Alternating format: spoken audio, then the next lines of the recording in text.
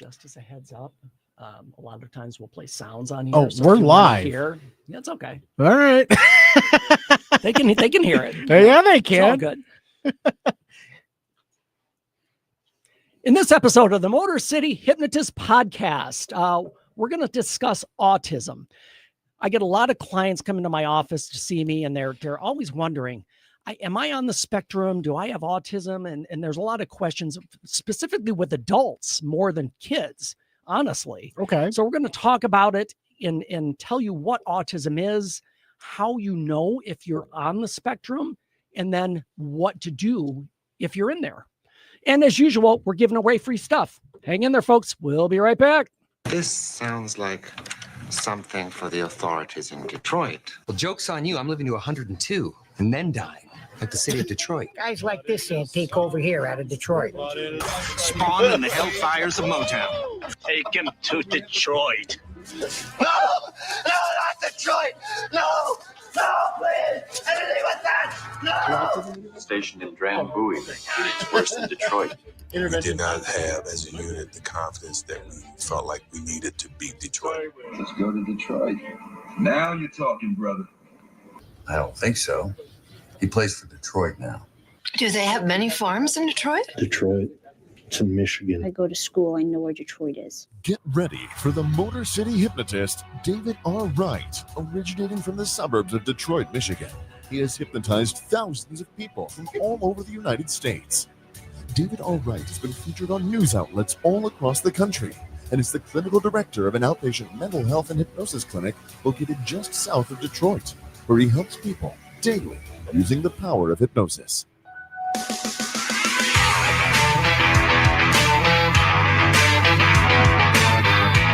Welcome, the Motor City Hypnotist, David R. Wright.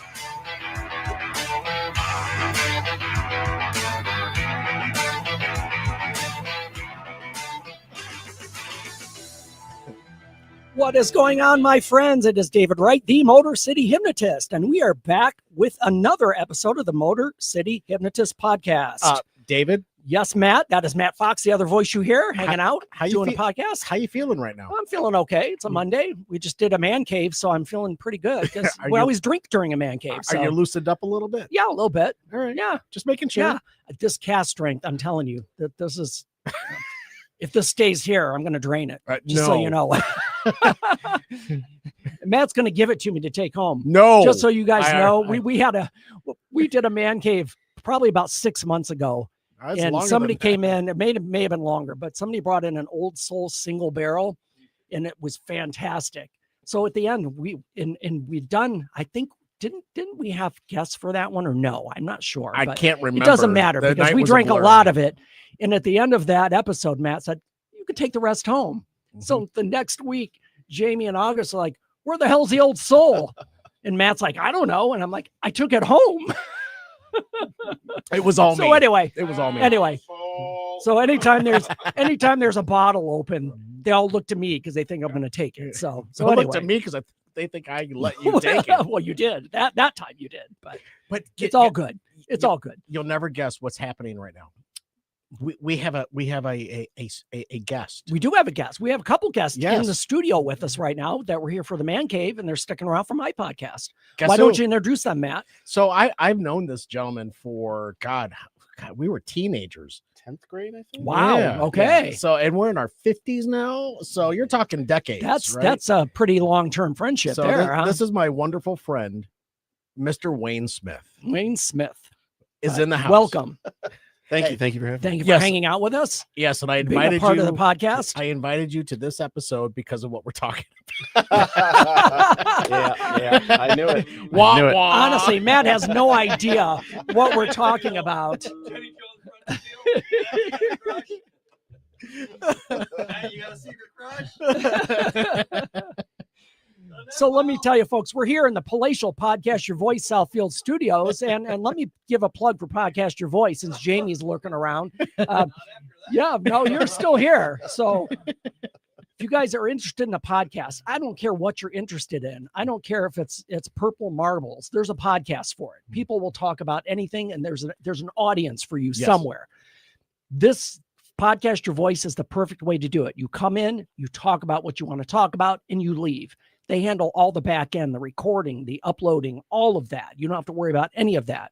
Podcastyourvoice.com. Check that out. As far as I go, this podcast, let me tell you where you can find me. My website is motorcityhypnotist.com. And we are right in the midst of prom season, not in the Detroit area. And this is really weird. And I've said this on the podcast before. Detroit doesn't do prom after prom parties in this area. They do grad night lock-ins. All night parties. But other areas, especially in Iowa, where I've been the last 3 weekends in a row, they do post-prom parties for all-nighters. It keeps them off the road. Well, no, it's a great idea. I'm just surprised that there's such a difference. Why not do it for both? Do it for prom and for grad night. Yeah, you'd make more money. Well, the thing is, a lot of these schools are working on a budget. They have so much money they can spend, of course. So I doubt they can do 2 of those. But you are a professional, year. and you know the market, and you are reasonable for someone to for a school to bring in a professional hypnotist to entertain a crowd. Sure, it's what you do. That's what I do on my side. That's my side hustle. Yeah, along with the clinic, of course. Yes. But if you're looking for entertainment, and this is very last minute, but I still have dates open. So prom season is still in effect for some of the country. But in Detroit, my first grad night show is actually a week from Saturday. So we're very close to grad night season. So if you have not booked entertainment yet, in fact, I just had somebody reach out to me through my website last week to book a show on beginning of June sometime. And she said to me, "Oh my gosh, I'm so glad I got you, because they would have killed me if I didn't get this booked." So now's the time. If you need an entertainment or a hypnotist for your grad night or even a prom night now, motorcityhypnotist.com/shows. You can have a quote within minutes, and you can book online within minutes as well. My social media links, Facebook and YouTube, are both Motor City Hypnotist. Snapchat, Instagram, and TikTok are all Motor City Hypno. That is HYPNO. And as we've done, going all the way back to episode number 1, and I think this is episode 356. I'm guessing we're up there. We're up there. But text the word hypnosis to 313-800-8510. Within a few moments, you'll get a text message with a PDF of my hypnosis guide that I've written. It's a 2-page PDF. Generally just talks about hypnosis, how it works, why it works, and it dispels some myths and misconceptions. That's yours for free. It will also give you a link to my Google business page, which you can leave a review on. Reviews are important. I know I ask every time, but I'll continue to ask. Reviews are so important.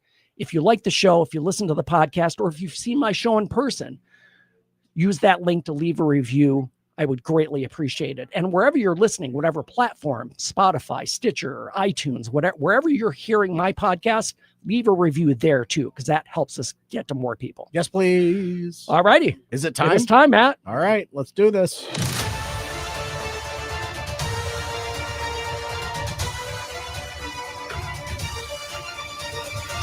That's how winning is done. All right. So all righty. I'm excited. I haven't had this in a week. We're always excited for Winner of the Week because they're always great stories. Yes. They often lead to more questions than answers, but that's okay. You're not wrong. That's fine though. Jessica Johnston was lucky to have survived after plummeting from the top of an 180-foot waterfall while hiking in the mountains. Okay. So she was on a waterfall and she fell over? Yep. She fell off the waterfall. She fell into the waterfall. Into the water. Okay. 180-foot waterfall. But when she lost her footing, she also lost her dog. Oh, no. Yep. They were enjoying one of the world's richest landscapes, New Zealand's South Island, with its rainforests, glaciers, fjords, and crystal clear lakes. Fjords. Fjords. It's crazy. What kind of stupid wiener name is that? Then Johnston's foot slipped and she fell down an 18-story waterfall. Somehow Johnston survived. Okay. Rescuers arrived to help her. Uh-oh. It's your microphone. You're good. Can you still hear me? It's you're good. Okay. Just making sure.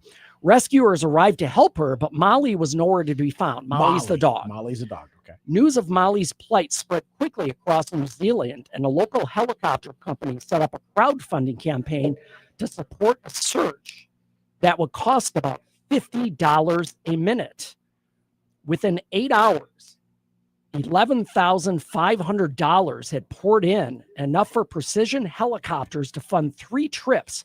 The company had previously rescued a cow on the cliff's edge and a horse stuck in a swamp. Okay. Again, questions. I have how questions. does a cow get there and how does a horse get in a swamp? But we'll move on. I want to know, but go on. Yes. How is Molly? And these guys hoped Molly would be next. Huge thank you to so many people who have donated to get search underway for Molly the dog. Precision Helicopters posted to its Facebook page. Okay, go on. Plan is to first search Tuesday in fine weather conditions with some sophisticated thermal imagery tech coming from the city of Christchurch. Okay. A little before 4 p.m. on March 30th, Precision Helicopters posted a video to its Facebook page that the search for Molly was underway.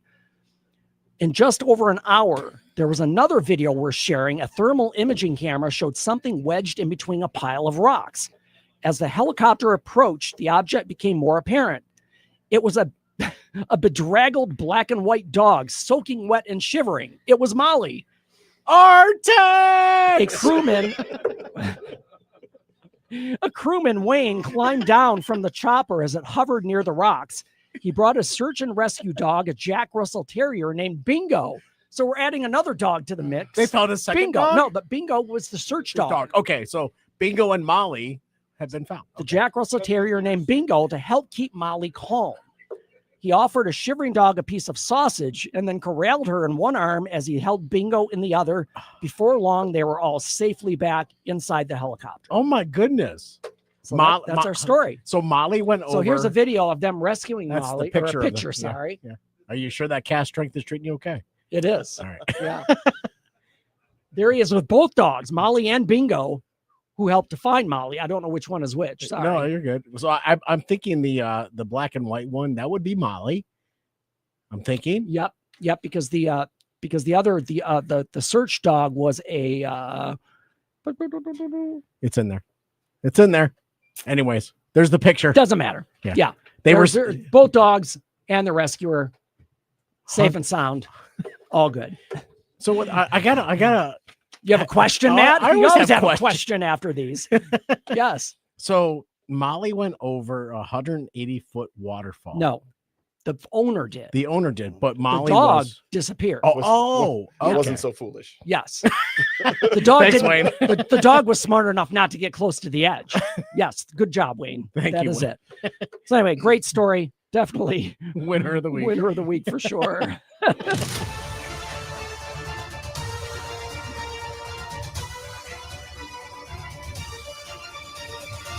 That's how winning is done. Yes, it is. Matt, what are you drinking? Are you drinking that cat strength or no? I am. Oh, And- okay. That's why. Okay. and- Just and checking. As you're going through that story, Wayne just passes.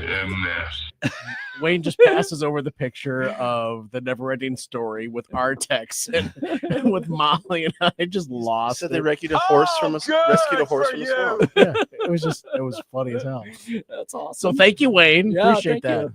Clean out your desk. You're gone.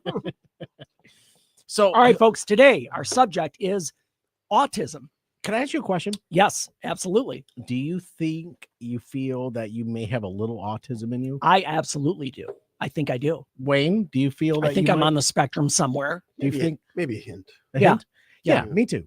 Yeah. You know, there I just is a think that level. there are certain things that really throw me off, especially as far as just like if my routine gets messed up, I just get out of sorts. It's just, you know, and oftentimes it's more thinking than like acting. Sure. A lot of times in my head, I just have, if things don't go a certain way, I just get out of sorts. Yeah. I just got out of whack. So Yeah. so I do think I am somewhere on that spectrum. I do as well, because I have a certain routine that I love to follow. You know, in the morning, I have to do certain things. And when I get home in the evening, some nights there are certain things that have to happen when I get home. If they don't, then I feel like I'm out of sorts. Yes. Right. Yeah. I have to kind of start all over. And I'm like, I'll wait to do it next week. On that next day, it's supposed to happen. Right. Yeah. So, and we're going to go through a lot of symptomology of what autism is and really kind of explain it, because I mean, it's not just, a lot of times autistic people are misunderstood. They think they're difficult or dramatic or whatever terms you want to use. What are you people? On dope?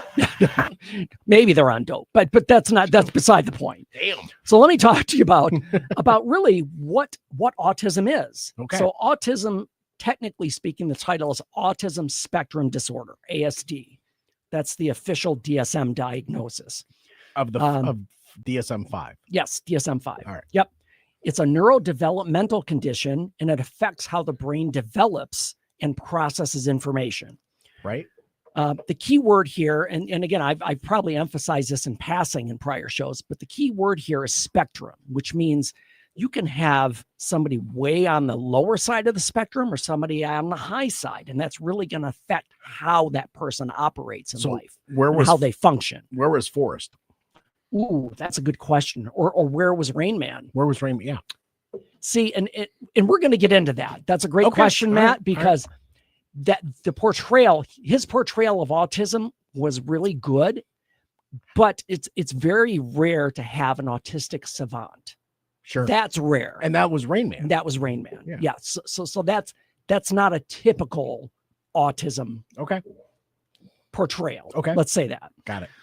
So what is autism? It is a spectrum, and it's not a one-size-fits-all diagnosis, and it shows up differently in all people.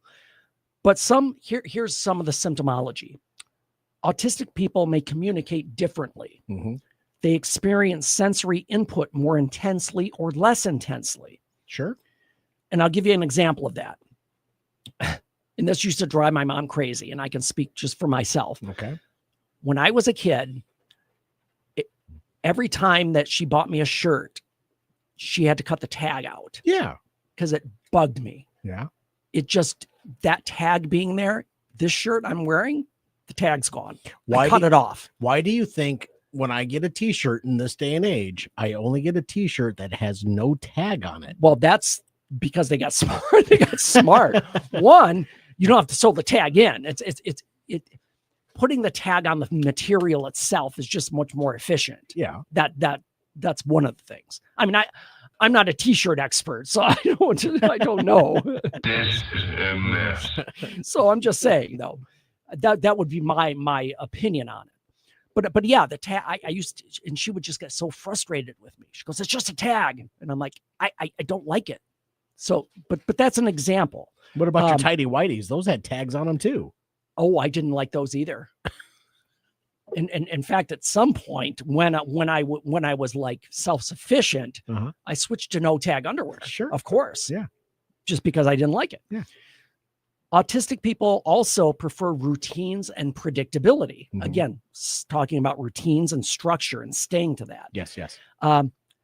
This is something that people may not know. Autistic people have deep, focused interests. That's not a misnomer. That is known. Jamie, you might want to turn that down. I thought Matt just I thought Matt just slammed his head into the mic. No, it's when it comes to those types of things, Legos. Yeah. So they get so hyper focused on building a Lego set that they forget where they are, who they are, and what they have to actually be doing instead of building a Lego set. And that's the whole thing. You can get locked into something that you get so ingrained in that everything else gets blocked out. Absolutely. You lose track of time, of responsibilities, of anything. Yeah. Sure. Right. And that happens a lot. Yes. And yes, it takes a very strong person who understands that part of it to let it happen and not opinionate. Make yourself, voice yourself as to you should be focusing on other things. No, let them focus because that's where they are and that's who they are. Well, sure. And we're going to get deeper into this, but kind of the issue with that is if you get locked into something and you ignore responsibilities or things you need to do, that can be a challenge. Sure. And here's the thing, autism, you can hear 100 stories about autism and every one of them will be different. And that's the challenge as far as trying to evaluate or even diagnose autism, because there's not a blood test. There's not a simple ABC, yes, you have it. Because it's a spectrum, it's very subjective in its diagnosis and its evaluation. There are tests. There are questions, there are answers, that how they give that answer, Sure. how they answer a certain question will give you an idea of where they are. Yes. And that's where we turn to the DSM-5, which is our diagnostic statistical manual of mental disorders. But you need data to do that. True. But here's the thing with autism. A lot of the data is anecdotal because it's not That's fair. ABC. Right. It's just what are your preferences? What do you like to do? How much time do you spend doing it? It's a lot of investigation and asking questions. Right. So here's the thing. There's a lot of stereotypes around autism based on media, TV, movies. And I'm going to do, and we say this all the time, Matt, but remind me, because a lot of times in the podcast, in the middle of a podcast, we'll say, we need to do a podcast on this topic. Yeah, we do. But I think we need to do a top 10 list of portrayals of autism in media. I would love that. So top 10 just list. remind me on Yes, that. I I'm will. just throwing it out there to come back to it. I mean, let me write that down. Absolutely. Please take a note. I'm writing it down.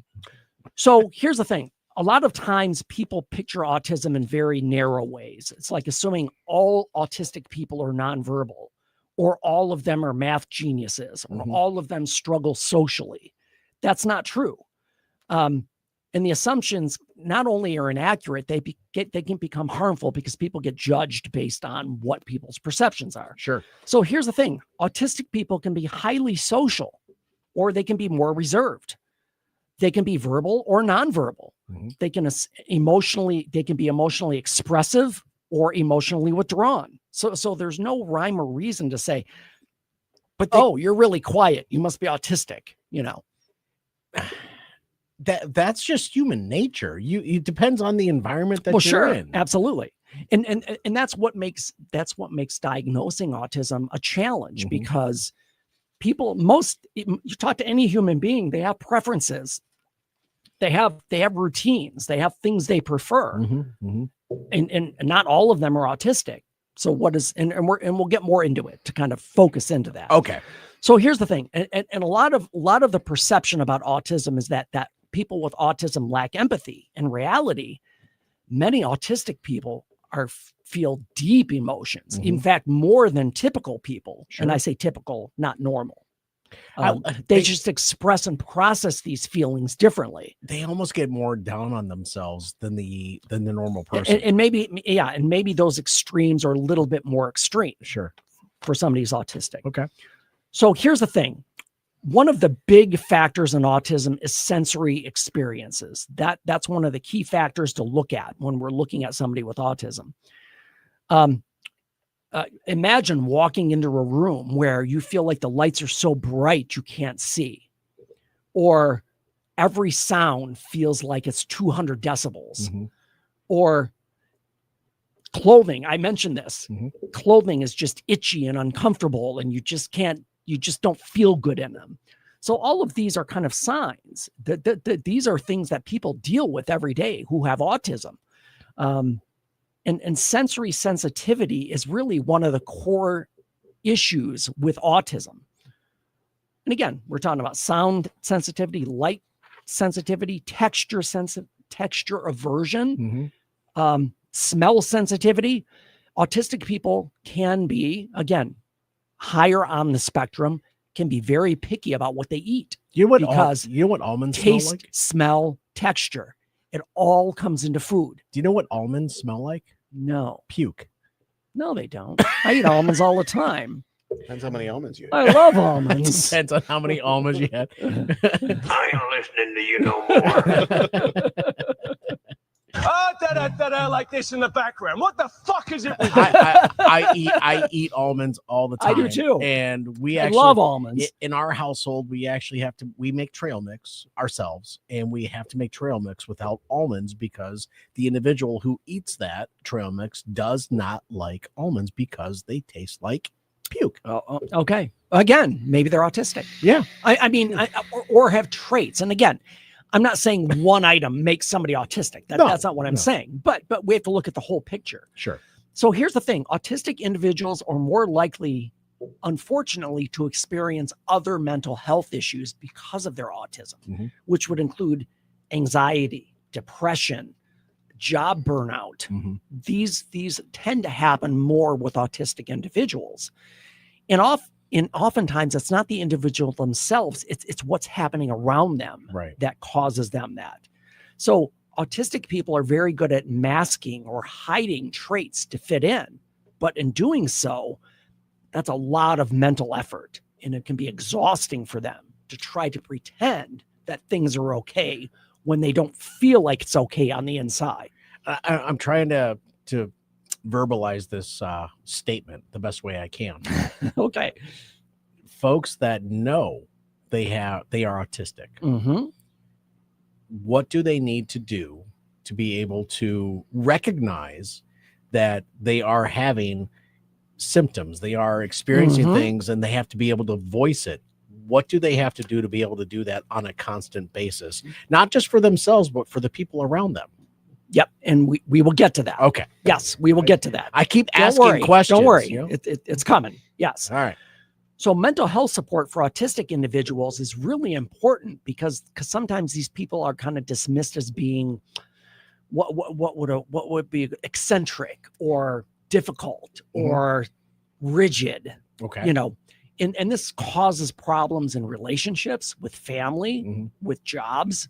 So you can see how this can kind of affect everything that a person is involved with. So mental health support for autistic individuals has to respect neurodiversity. And neurodiversity is just the term used to say that everybody doesn't think the same. Everybody doesn't have the same brain processing organization that somebody else has. We're all wired differently. Yes, absolutely. It also has to be tailored to their own communication styles. Again, some autistic people can be very closed off. Some can be totally open with no filter. So we have to weigh that. And the big thing with therapy with autistic individuals is to be free of judgment, because it's probably, I hate to say it, it's a generalization, but these people have probably been criticized in the past because they're so rigid, if that makes sense. So how can we support autistic individuals? That's a great question, Dave. Yep. How can we support folks? And we're going to with get autism? to that on our next episode. Oh my Part goodness. 2 of autism. You Seacrested me, you asshole. I did. We got some information to cover, and I want to make sure we give it some time and also have time for questions. All right. But yeah, I just want to make sure we give it the attention it deserves. Okay, fair enough. Before we go for this episode, though, somebody needs a home. Who's that? See, this is the part where Wayne's going to cry. Oh boy. Rip. Rip was born in 2022, so he's about probably 4 to 5, maybe 4 years old. Okay. He's a German short-haired pointer. Okay. I don't think we've ever had that on the show before. We haven't. He's a neutered male. He's about 55 pounds. My goodness. But they say he's working on gaining weight because he's a little underweight right now. Okay. Dog friendly, yes. Cat friendly, unknown. Kid friendly, over 8. Oh, okay. Activity level is high, just to give you a heads up. All right. But Rip needs a home. Oh, come on. Yeah. Good boy. DetroitDogRescue.com/adopt. Put that back up there. Oh, I was going to let you take a look at it. Thank you, but yeah, put him. Look at the coloring on him. I know. Look at the color on his body. He's like black face, and he's got white specks all over. The eyes are so expressive too. He looks really intelligent. Those eyes. He's very sympathetic, but intelligent at the same time. Yeah. Where are you going with that? So Rip needs a home. Sorry, I was trying to rearrange my fingers there. So yes, Rip, DetroitDogRescue.com/adopt. Give Rip a home. Yes, please. Please. He's reach gorgeous. out. He's ready. All righty, folks, that is your show for today. Join us next show for Autism Part 2. If you're on Facebook Live, stick around. We're going to do another episode. If you're listening to audio, jump ahead to the next episode. If it's not there, it will be there on Tuesday or Thursday. Yep. In the meantime, change your thinking, change your life, laugh hard, run fast, be kind. We'll see you next time.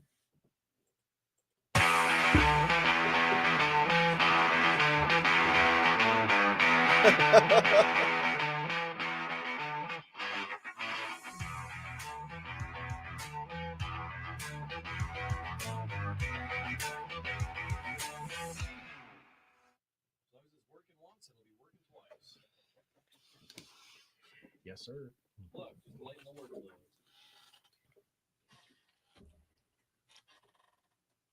Wayne, you gotta simmer down a little bit. Yes, Wayne, settle down, but dude. Oh, simmer down now. Get you. Da like this in the background. What the fuck is it with you? Whiskey. It's affecting me. In this episode of the Motor City Hypnotist podcast, we're discussing autism. This is part 2. If you've not listened to part 1, you can jump back an episode and catch up with us, or you can listen to this one and do that one after. You'll still get all the information you need. So check that out if you can. This is part 2 of autism. And as usual, we're giving away free stuff. Hang in there, folks. We'll be right back. This sounds like something for the authorities in Detroit. Well, joke's on you. I'm living to 102 and then dying, like the city of Detroit. Guys like this antique over here out of Detroit. Spawn in the hellfires of Motown. Take him to Detroit. No! No, not Detroit! No! No, please! Anything but that! No! Stationed in Drambuie. It's worse than Detroit. We did not have, as a unit, the confidence that we felt like we needed to beat Detroit. Let's go to Detroit. Now you're talking, brother. I don't think so. He plays for Detroit now. Do they have many farms in Detroit? Detroit. It's in Michigan. I go to school. I know where Detroit is. Get ready for the Motor City Hypnotist, David R. Wright, originating from the suburbs of Detroit, Michigan. He has hypnotized thousands of people from all over the United States. David R. Wright has been featured on news outlets all across the country and is the clinical director of an outpatient mental health and hypnosis clinic located just south of Detroit, where he helps people daily using the power of hypnosis.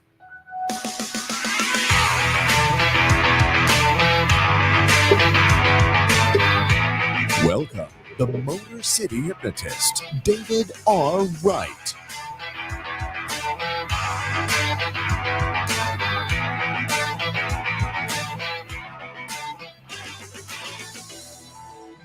What is going on, my friends? It is David Wright, the Motor City Hypnotist, and we are back with another episode of the Motor City Hypnotist podcast. Yes, you are. Yes, you are. That is Matt Fox, the other voice you hear. We're here in the palatial Podcast Your Voice, Southfield Studios. We have a guest in studio. We do have a guest. Wayne is joining us. He's hanging out and just sitting in and enjoying the podcast. Two in a row. 2 in a row. Are you coming Absolutely. back next week? Oh, God. Oh, yeah. Well, you come back for the drinks and then you stay for the mental health. That's how it works. Yeah. We drink and then we talk about our problems. That's how this show works. Wayne, I'm so happy that you made it out here this evening. It's Yeah. been a hot Thanks second. for joining us, Cheers. Wayne. I appreciate it. Thanks for Cheers. So yeah, where can we So I said, we're here. Let me tell you where you can find me. My website is motorcityhypnotist.com. Right in the midst of prom season. Just got back from Iowa over the weekend. My 3rd weekend driving 10.5 hours one way. That's your fault. And coming back. That's your fault. I saw my chiropractor this morning because I was messed up. Oh, is that why you're walking taller? I had a knife right in my right in the back of my shoulder right here. That sounds painful. It was. A knife? It felt like a knife. Oh, yes. Okay. Yeah. Not a real knife. Metaphorical knife. Metaphor. Okay. But yeah, sitting in a car for 10 hours is not good for your body, or 20 hours in a weekend. That's yeah. All right, you get messed up. So anyway, so I'm going to ask you a quick question. Yes. You're in a car for 10.5 hours. Yes. What does David R. Wright listen to in the car for 10.5 hours? Listen to a book. Really? Yep. Stephen King? Stephen King. Good man. So here's the thing. Sidebar. We do sidebars here quite often because we're geeks, but I am going through Stephen King beginning to end in chronological order right now. Including the Bachman books? Yes. In fact, I just finished Thinner, and the next chronological is Misery. Okay. So I'm on to Misery right now. Okay. So on my drive, I listen to Thinner, then Different Seasons. Okay. And then now I'm on to Misery. Misery. Yes. So when does the Bachman books come into play? Thinner is a Bachman book. Okay. Yes. Thinner and is also a Bachman book. is it's back a ways. I think I've covered all the Bachmans. So you covered Rage. You covered except the long for Rage. Rage is not available on Audible. It wouldn't because of the subject matter. Correct. Right. Yes. So that one I have read, and I have it at home somewhere in a box, but it's not in print anymore, so you can't get it. because of the subject because matter. of the subject matter. And those of you who don't know, it's about a school shooting. Yeah. And so, you know, as an author, he just said, we're just pull it off. We're just not going to sell that one anymore. But anyway, smart move. I listen to books as I travel. Yes. So good job. So let me tell you folks, first of all, where you can find me. My website is motorcityhypnotist.com. And speaking of prom and grad seasons, we're right in the middle of it. Prom season for me just ended, unless I get another show in the next week and a half. But then grad season starts, and I have probably, I'm going to say 22 shows scheduled from May 17th to the second week in June. And these are starting at these are starting late at night. 1 a.m. They could be until 1 a.m., 2 a.m., 3 a.m. Yep. Some of them do even 5 a.m. Holy. And they end their all-nighter. Now, schools, this has changed over the years. Over the last probably 15 years, I've been doing shows. The start times have drastically come earlier. Sure. Because a couple of those schools, when I did 5 a.m. shows, these kids were just done. They were just already have hypnotized. They were just, and they ended up they were okay shows, but at that point, there's just no energy. It's just dead. There's sleep deprivation, Yeah. and then there's I'm done. Yeah. Yeah. So honestly, last week for the prom I did last weekend in Gowrie, Iowa, not in India. I didn't travel there, but in Gowrie, Iowa, which I've never done that venue before. They started at 1 a.m. Okay. No, they started at midnight. So I was done at 1 a.m. and on the road by 1:30. Wow. To come home. Yep. Jesus. So anyway, if you're looking for a prom or grad night's probably more applicable in this area because Detroit area typically does grad night all nighters, not prom all nighters. Okay. But I still have some openings. So if you need a hypnotist for your grad night, motorcityhypnotist.com/shows. You can have a quote in minutes and book within minutes as well. Yep. My social media, Facebook, YouTube, both Motor City Hypnotist, and Snapchat, Instagram, and TikTok, Motor City Hypno. That's HYPNO. Yay. And as we've done every episode going back to number 1, text the word hypnosis to 313-800-8510. Within a few moments, you'll get a text with a free PDF hypnosis guide that I've written. It's yours to keep. It just describes generally what hypnosis is, how it works, dispels some myths and misconceptions. And it will also give you a link to my Google page, which I appreciate if you would leave a review there. That's the reason for the link being in that text message.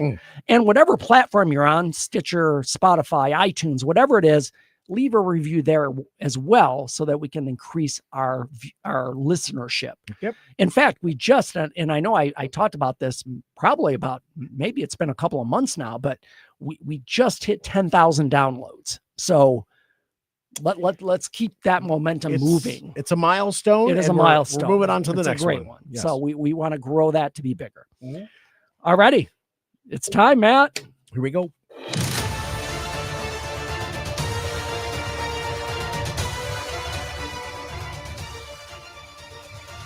That's how winning is done.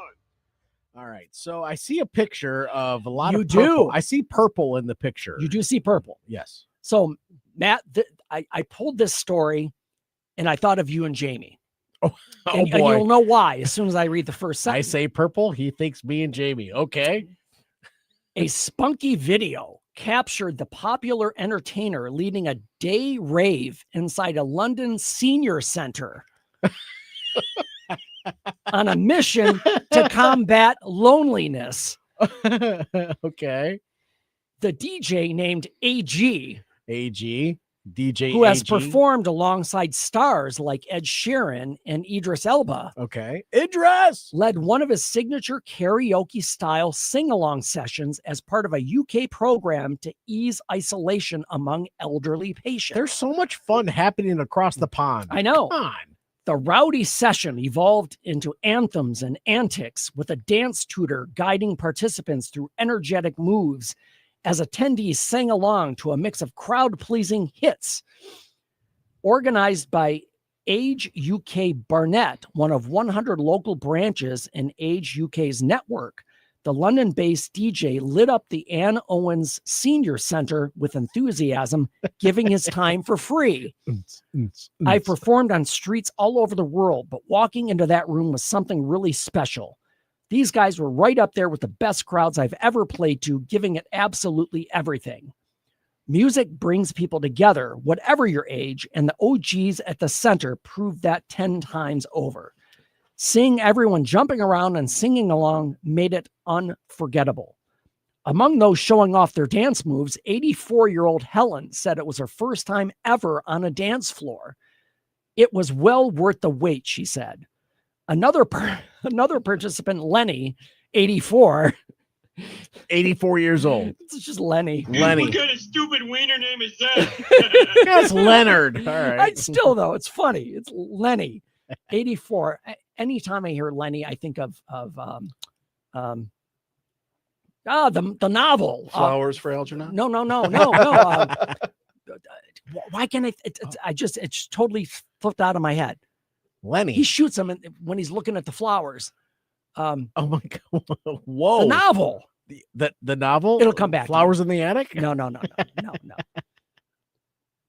I don't know why. I just drew a blank. I have a total blank on that. We'll come back to No it. worries. Lenny, 84 from Mill Hill, said, I wasn't sure what to expect when they told us a DJ was coming in, especially when they said it would be live streamed, but it turned out to be an amazing afternoon. Age UK is using funds from a $7 million donation raised through a sweepstakes company called Omaze, which held a lottery-type drawing in 2024. Seeing everyone singing, dancing, and joining together was fantastic, said Honora Lee, the fundraising director for Age UK. Okay. Mice and Men. That's it. God, I don't know why that drew a blank on that. This is why Wayne yes, is here. Wayne. That's why Thank you, Wayne, for looking that up as I spoke ignorantly about that novel. Because what this show needs is a producer. Absolutely. Ouch. Wow. But bummed. What kind of radio show is this? Well done. You have a brain like a chicken. So yeah, I'm just gonna a drink senior dance rave. What can be more positive than that? Well, I'm gonna go drink my chicken cock and find out. Okay, so Great Odin's Raven. So you mentioned Idris Elba, the Yes. DJ AG. DJ AG. I have no idea what a connection to Idris Elba is because he's an actor, but so one of my favorite DJs, performers, artists is Fatboy Slim. Nice. Yep. And Norman Cook is his real name. Yep. He did a show at the Sidney Meyer Music Bowl in Australia. And Fatboy Slim and Idris Elba are very good friends. Oh, okay. That makes sense then. And there is a drop of Idris Elba in the whole mix that Fatboy Slim is doing during the show. It's phenomenal. Oh, nice. But Idris Elba, he befriends DJs in the area, and it's in the UK. Really? Idris Elba is 'cause he's Australian. Yep. But just the fact that Idris is still looking to collaborate and work with DJs other than the well-known ones, right? Sure. Yeah. Thank you. Yeah. Awesome. But a senior rave? Yeah, senior rave. My hip just Definitely broke. winner of the week.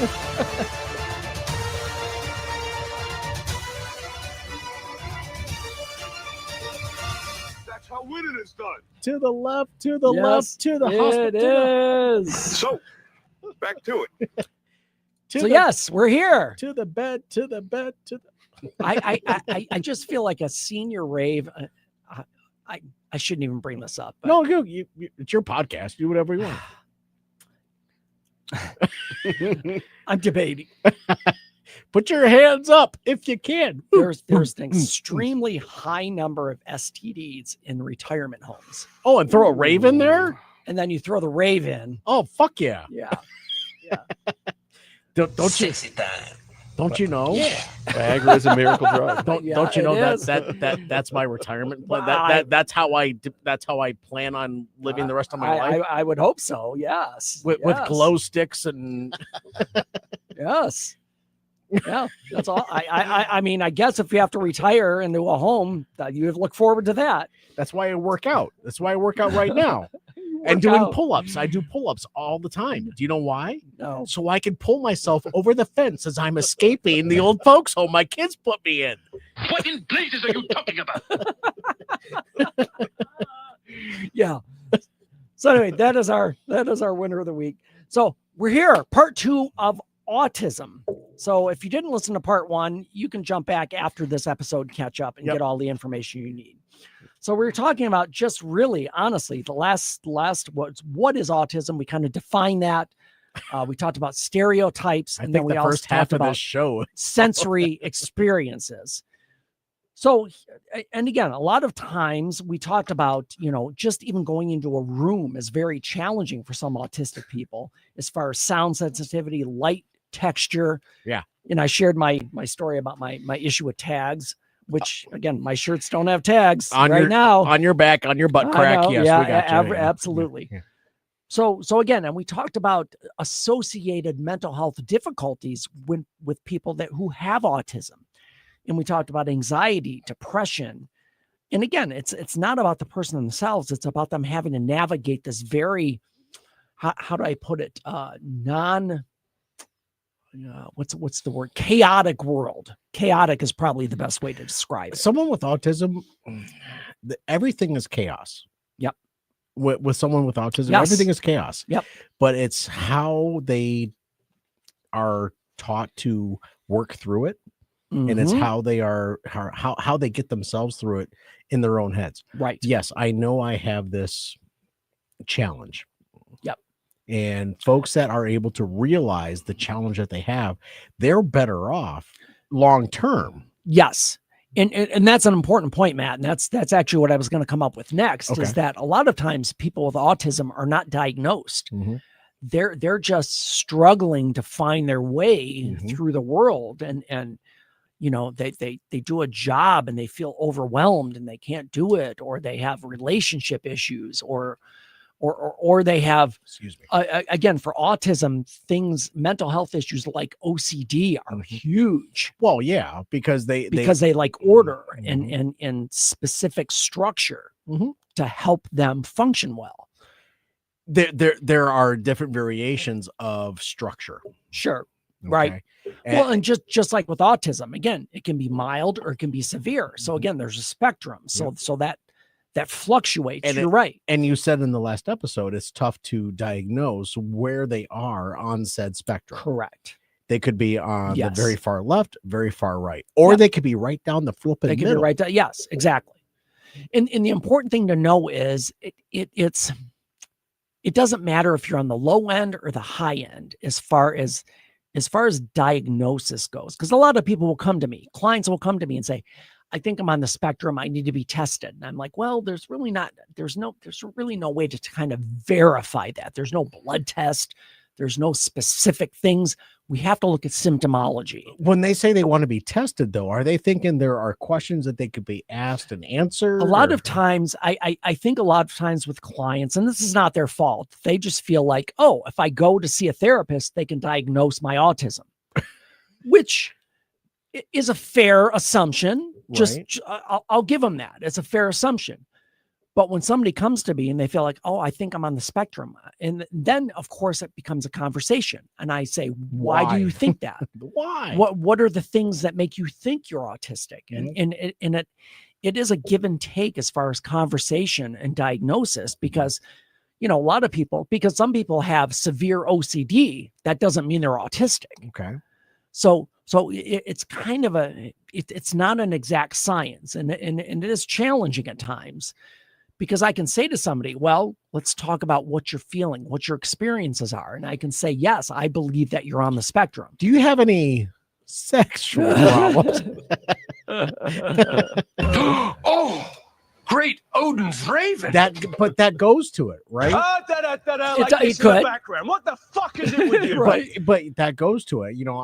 I feel I'm on the spectrum. Well, what spectrum are we talking about? Yeah, the rainbow spectrum? But then if somebody came to me and said, yeah, I feel like I might be autistic, how do I know? Then we start a conversation. That's how you kind of diagnose it. And I hate to, here's the thing, and this might be disappointing for some people, but it's not very, it's very, very vague.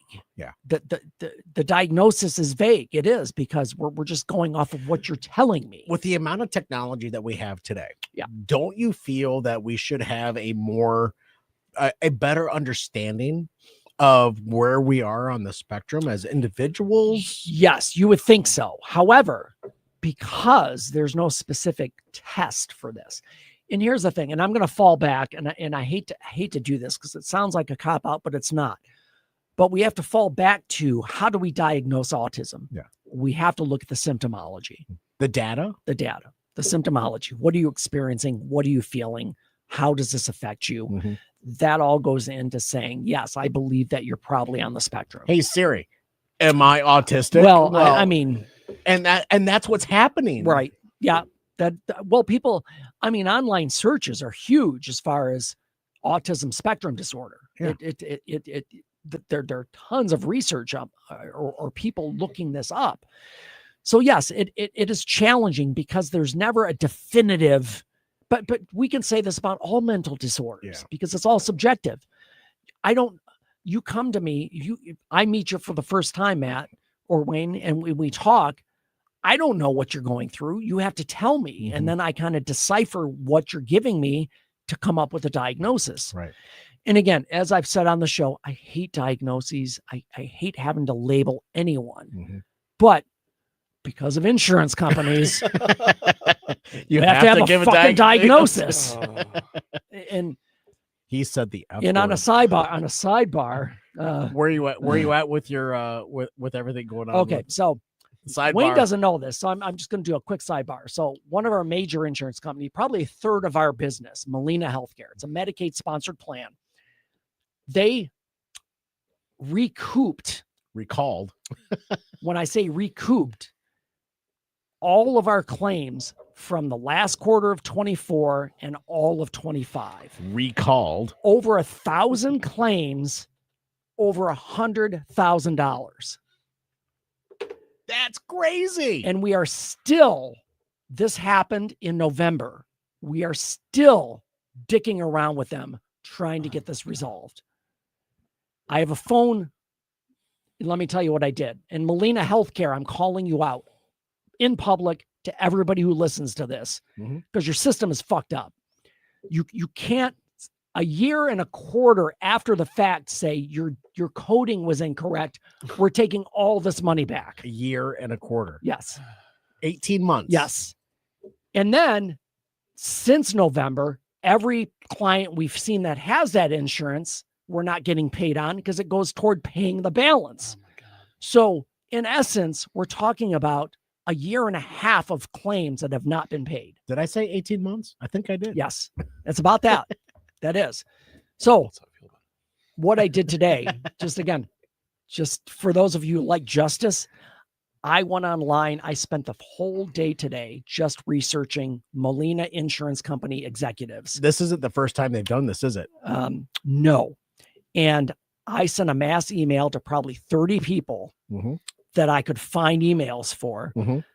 Probably a quarter of those were rejected as invalid emails. But all of a sudden, this afternoon at about 2:30, 3 o'clock, I get an email from someone I've never heard from Molina Insurance Company saying, "Are you available tomorrow for a phone call?" Good.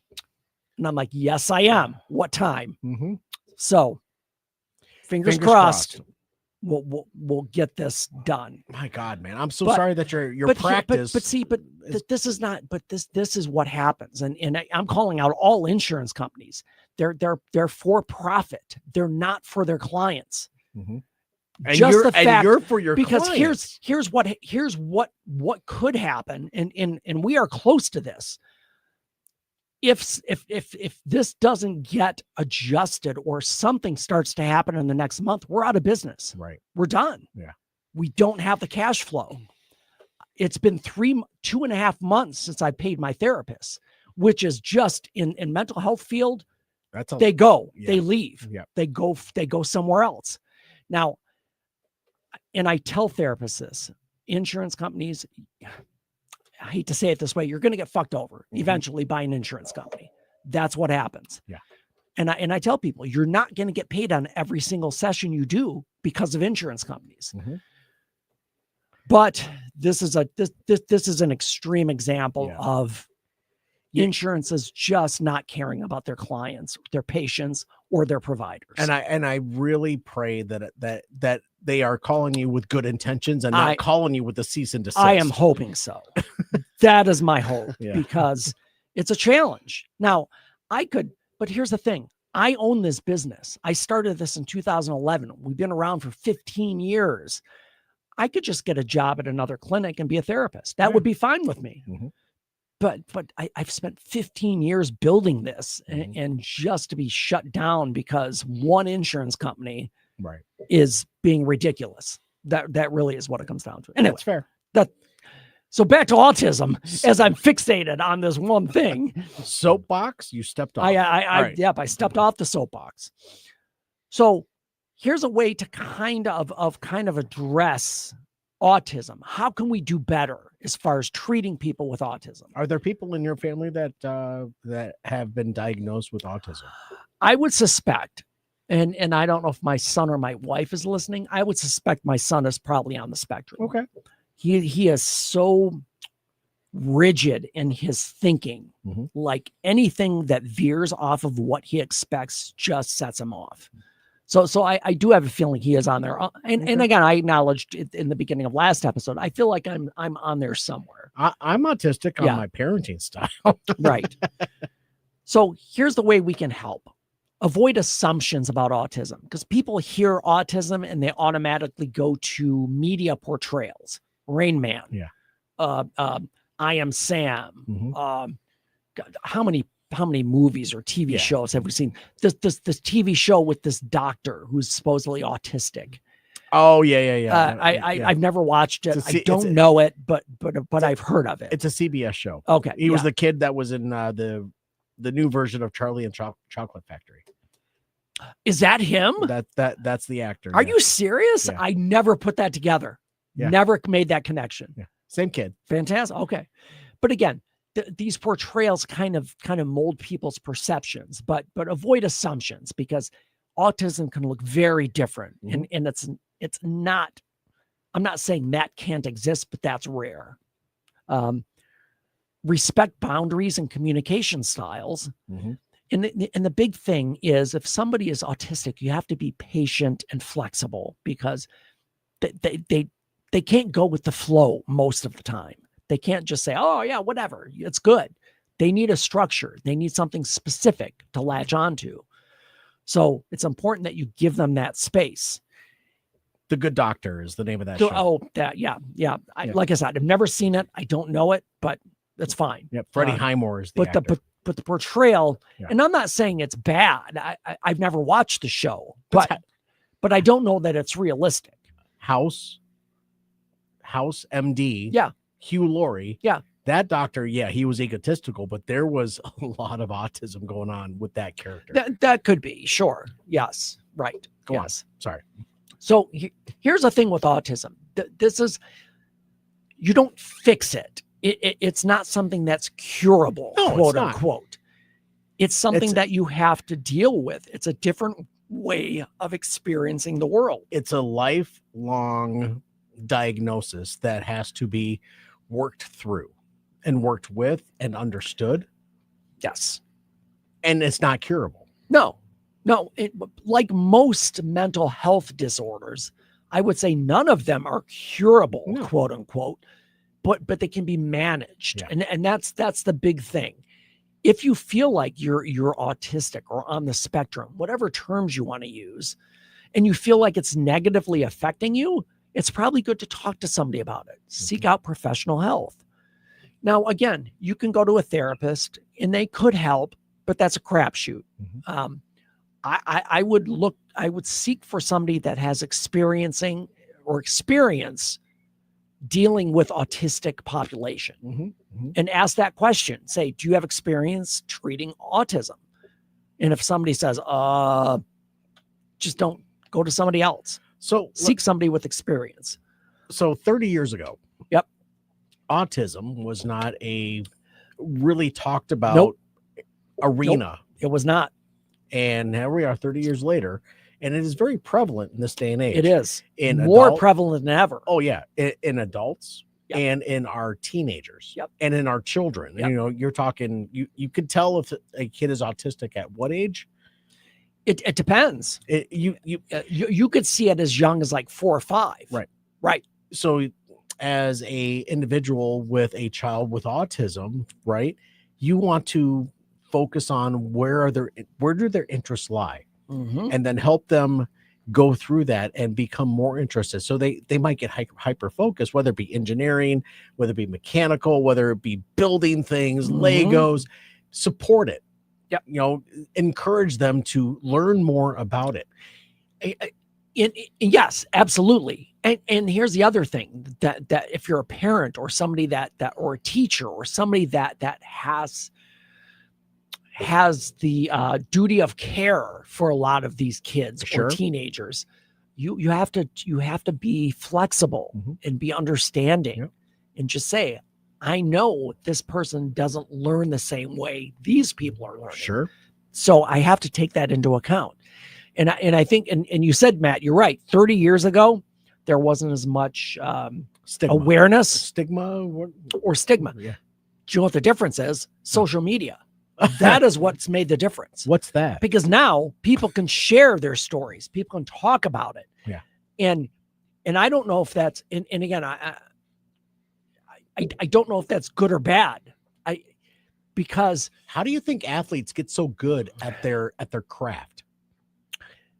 It could be just commitment. Commitment, practice, but they follow a regimen. Right. It is an everyday thing. They have to do things a certain way so they can get better and better at what they do.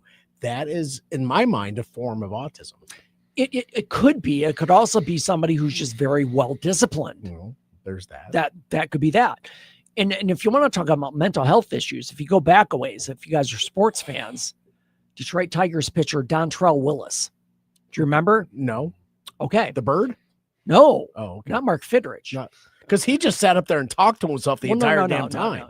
No. But Dontrell Willis, I don't remember where we signed him from, but he was I believe he was a Cy Young candidate early in his career. Okay. A lot of mental health issues. Okay. We signed him. He was here for a couple of years, but just had mental meltdowns on the mound and off the mound. And it's sad because he was probably dealing with a lot of different mental health diagnoses, and I, without talking to him individually, I can't speculate on that. Sure. But again, we talk about athletes. Yes, they have a regimen there, but some athletes are so good because they're committed, like Tiger Woods. There's an example of somebody who was trained from childhood. This is what you do. Now, some people would say his dad was abusive. Well, with how you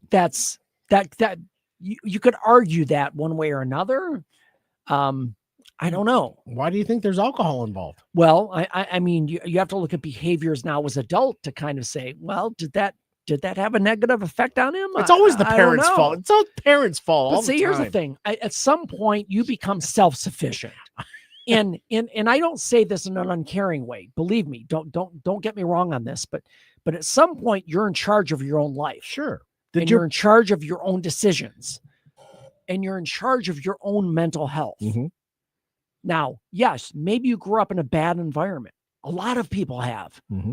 A lot of people have had terrible upbringings or terrible parents, but they grew up to be productive, secure, confident individes. Sure. Now, why is that? Because we're the Gen Xers are the last generation of. Maybe I don't know. It'd be interesting to see what. And again, I won't be around for it, but in 50 years, what's society going to be like? I mean, we can get a whole bunch of philosophical. Wait. Let me write arguments on that. Let me write down another topic. Oh, geez, another podcast topic. Yeah. So here's the thing with autism, and the thing to focus on is that it's a very vague diagnosis. Now, when I say vague, I mean it's never black or white. It's always just based on your reporting, your symptomology, your feelings. If you feel like you're on the spectrum, if you feel like it's negatively affecting your functioning in life, definitely it's something that you should see a professional about. Sure. There's no medication specifically, but we can talk about, okay, as an autistic person, you have these very specific ideas, and we can talk through those and kind of moderate what the expectations are based on what reality is. There is medication. It's a big sigh, Matt. I know there is medication out there, but it can alter the brain chemistry. It can, but for autism, there's so let's say somebody comes to me and I know for a fact, and this is kind of hypothetical because it doesn't exist in the real world. Somebody comes to me, I know they're autistic. There's no medication to help you with that. No, there's not. Now, if you told me I'm autistic and I really can't, how do I'm very OCD regarding these specific things, I can say, okay, well, we can treat the OCD with some medication. But that's not but as you have stated, medication's the last resort. It is a last resort. But if somebody's autistic, they might not have the capability of processing therapy. Okay. Depending on where they're at on the spectrum. Again, that's why it's so very subjective. Mm-hmm. It's very, there's not a specific treatment for autism. There really isn't. No. So it's a case-by-case basis. What are you going through? How can I help you? The best treatment for autism is understanding. Understanding and awareness. Yeah. Those are the two big things. Those are of other people and yes, of the individual.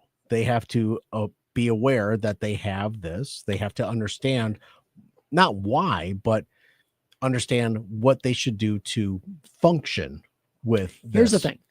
The kind of the general gist of autism is that they view the world differently than typical people. Not rose-colored glasses. You've heard that, right. Back from the 60s. Sure. You got I can't speak. Rose-colored glasses on. Yep. Right? Yep. Was not the cast strength, I promise. No, it's not. I got tongue-tied. Yeah, looks pretty clear to me, but as you finish the last of yours. But autism is very subjective. Yes. And it comes down to the DSM-5 can say what's going to say, but it's up to you as a therapist to say, okay, you have autism. These are the steps that we should take together. Right. So there's understanding. Right. And really understanding is the big thing, because for autistic people, their world is not going to change.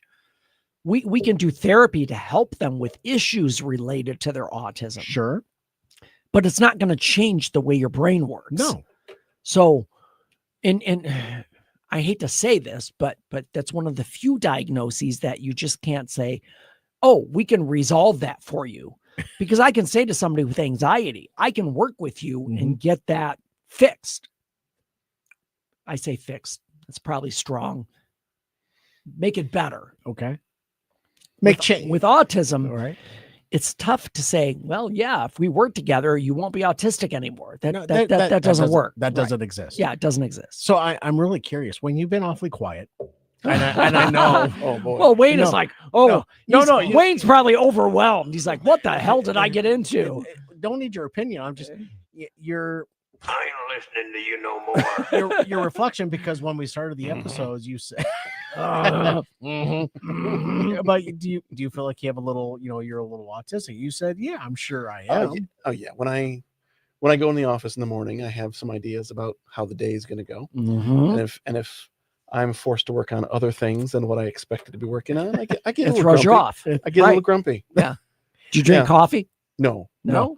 He's a water. Coffee makes me a mite nervous when I drink it. Coffee makes me a mite nervous when I drink it.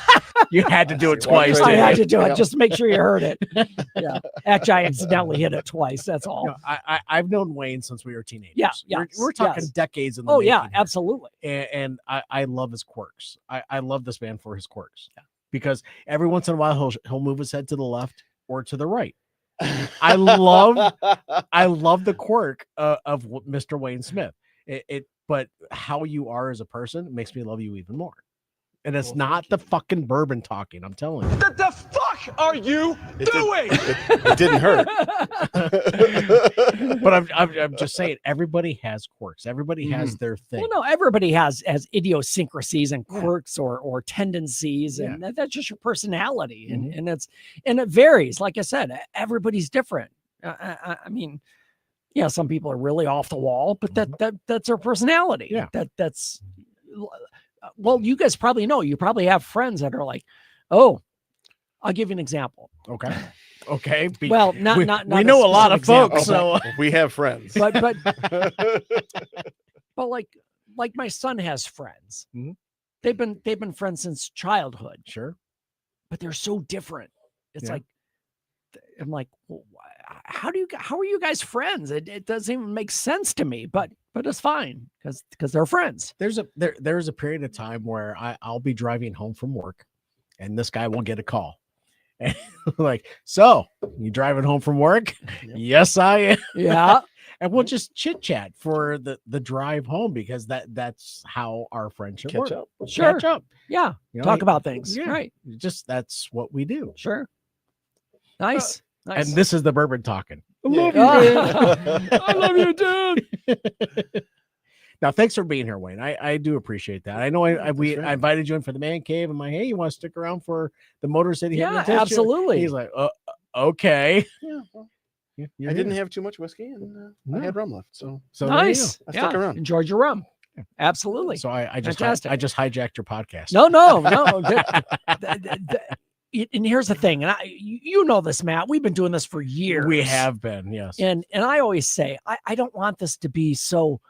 I never want to be like too serious and like very. We joke these around. mental health podcasts. They're like, oh, you're in a shame spiral. You need to. I'm like, don't quit all this fucking psychobabble. Just talk to people. Just be real. I say this to clients all the time. I'm like, just be real with people. Just be honest. It's just, it works so much better. And believe me, I've been doing this. I've been a therapist for 31 and a half years. It's a long time. Just call it giving 30, away my just, age. Just call say it 32. All right. And I've seen some shitty therapists. Oh my God, over the time. Myself, I've been to bad therapists. And let me tell you this story. Okay, before we end today, but this is, gosh, I don't think I was married yet. So it had to be at least 30 years ago. I make an appointment with this therapist. I show up, I think it was on a Saturday. I go in. Saturday appointment? Yep. Wow. I have Saturday appointments. Okay. Yeah. So that's not unusual. Saturday is a busy day for therapists. So I go into the office, and I've never met the guy before. Again, I made the appointment by phone, met on a Saturday morning. He opens the door. He's wearing a Michigan sweatshirt, U of M. Okay. In shorts. In general, first off, I'm like, that's okay. He's comfortable. It's a Saturday. It's February. Whatever. So I walk into the office, and there's a chair and a couch. And as I'm passing the chair, is this the poster dude? No. Oh, okay. Not the poster dude.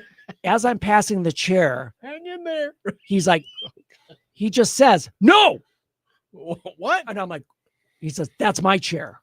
The couch? No, I was walking by the chair. He's behind me. You weren't going to sit down. You were just walking by. Right. Exactly.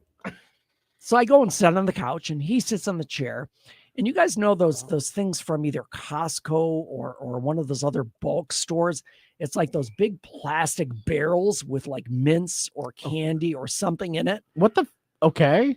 So he's got one of those sitting on the floor next to his chair, and they're York peppermint patties, a whole like jug of them. The whole time we're talking, he picks one out, unwraps the wrapper, puts it in his mouth, throws the wrapper on the ground, and just chews. He did that the whole session. He must have ate 100 of those things. 100? Yeah, I'm not kidding. Constant. So tell me what your problem is. And I'm like, I'm never coming back. No. It was lucky. I don't know if I finished the session, honestly. Did you ask for one? No. It was just done. I was just done. So sidebar for potential people out there looking for a therapist, do your homework. Yeah. If you don't feel comfortable, don't stay with that therapist. You have a choice. Ask for somebody else. By law, you can ask. Well, right? I mean, it's not even law. It's just preference. If you don't like somebody, you can ask for somebody different. And they have to oblige. Well, they don't have to, but then you just go to a different facility. I would say as a professional. So here's the thing. If somebody came, you and I'm a therapist, Matt, you come to see me. It's our first session. You're eating peppermint and patties. 30 minutes later, you say, you know what? I'm just not connecting with you. Can I have one? No. No, don't shut me up. Come on. Boy, There. that escalated quickly. I mean, that really got out No, of hand. but I'm fast. saying, I come to you. I'm the patient. Right. You're the therapist. Yes. And you're eating peppermint patties Well, constantly. it doesn't matter. It doesn't matter if you don't like the way I look. Okay. And let me give you my spiel that I give to first-time clients. Please. When I meet them. Okay. Hey, Matt, it's good to see you. Have you been to a therapist before? No. Okay. Let me tell you, therapists are just like any other profession. There are good ones and there are bad ones. Okay. And at any point during this process, if you feel like you're not getting what you need, or honestly, if you just think I'm an asshole, it doesn't matter. You say If that you're- you say that to every client? Absolutely. Okay. Keep role playing. And then let me, I lost my train of thought. You threw me off, Matt. Sorry. Roll for initiative, Matt. You know, during this process, you might feel like you're not getting what you need, or simply maybe you just think I'm an asshole. It's important you let me know because I need you to get to somebody who you can connect with and work with. And if you don't feel that with me, it's not going to work for you. So it's important you let me know if that happens. I appreciate you saying that. Did you know your right nostril is bigger than your left nostril? No. I don't like that. No. Okay. At I'll give you all. another therapist. Okay. There you go.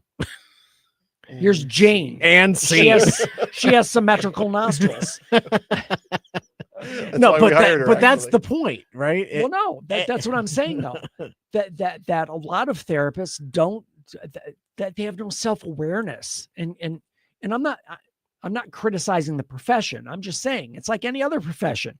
You've probably seen doctors in your past that are just quacks, to be blunt. Yeah.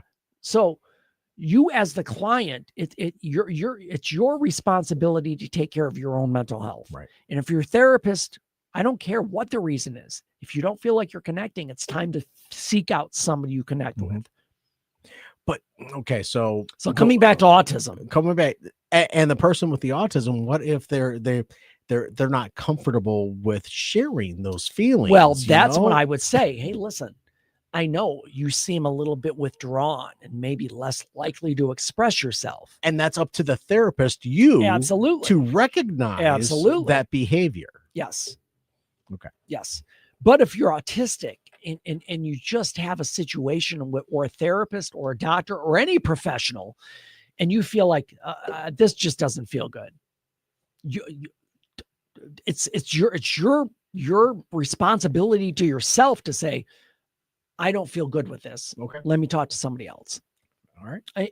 And again, I say that I'm totally transparent and upfront about that with every client I see. Gotcha. Because I think people, I hate to say this, but it's a fact. Some therapists are just there for dollar signs. Mm-hmm. I've worked with therapists in the past who just look at their schedule and say, oh, I only have 20 clients this week. I need 30 because I need to pay for my boat, whatever. They see it as dollars. They don't see it as helping people. Mm-hmm.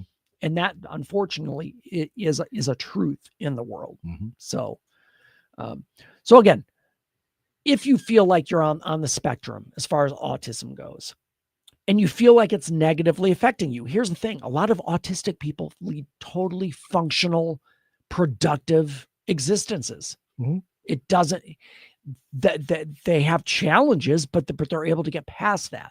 But if you feel like you might be on the spectrum and it's affecting you negatively, it's important to seek out help because a therapist may not cure you, but they can get you through the challenges that you're facing. And there is no cure. There's no cure. There's no cure for any mental illness. It's all mental illness exists in the mind. And that is where you work to try to resolve issues. Sometimes something like schizophrenia, that's a chemical issue. It's not, there's no cure for that. But somebody who might be experiencing depression, depending on the circumstance, that might be something we could get past, depending on what is going on. But every situation is different. Every situation is individual. It's an important, again, for you to seek out somebody who you can connect with. What's your tagline?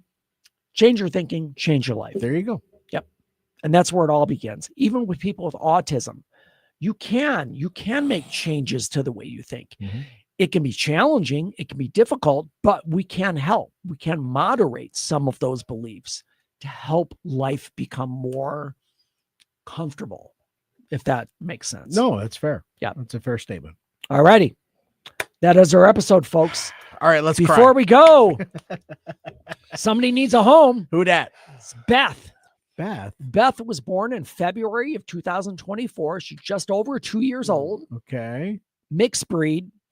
I'm seeing a little pit in here, but we'll look at it. That's She's okay. female, 70 pounds, dog friendly, yes. Cat friendly, unknown. Kid friendly, yes. Okay, any age. Activity levels high. Yeah, kid friendly, yes. There's Beth. Oh, come on. What's up, Patch? Yeah, look at that. I love dogs when they have like one eye that's just like covered with a different color. Those white blue eyes are The killing white me. blue eyes. Actually, I saw this dog and I thought of my own dog. You've seen my it's my son's dog. Yes, your new puppy. Yeah. Yes. Oh, she's beautiful. And while we're doing that, I can. Okay, here we go. I'm sorry. I'm like a guy with a new kid. Yep. There. See. Yeah, I see the eyes. He's got that eyes. same blue, those like white blue eyes. Yep. Beth is adorable, though. Yeah, I gotta say. Let's go back to Beth. I see a little. She's adoptable. Charlie is not. I see the pity. Yep, I see a little bit of pit. I see the mixed breed, lab in the ears and in the nose. A little Phantom of the Opera. Yeah. Right. Yes, exactly. Exactly. Well done. Good call. So anyway, Beth, DetroitDogRescue.com/adopt. Beth needs a home. She's ready. Pick her up. Take her home. All yours. Enjoy yourself. All righty, folks. That is our show for today. We'll be back next Monday night, same time, same bat channel. If you want to join us on Facebook Live, go to the Motor City Hypnotist Facebook page. You can ask questions, be a part of the show, to chime in, do whatever you want.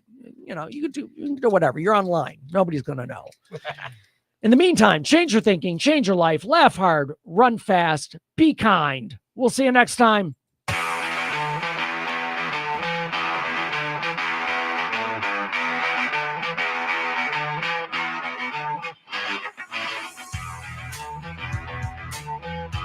Thank you.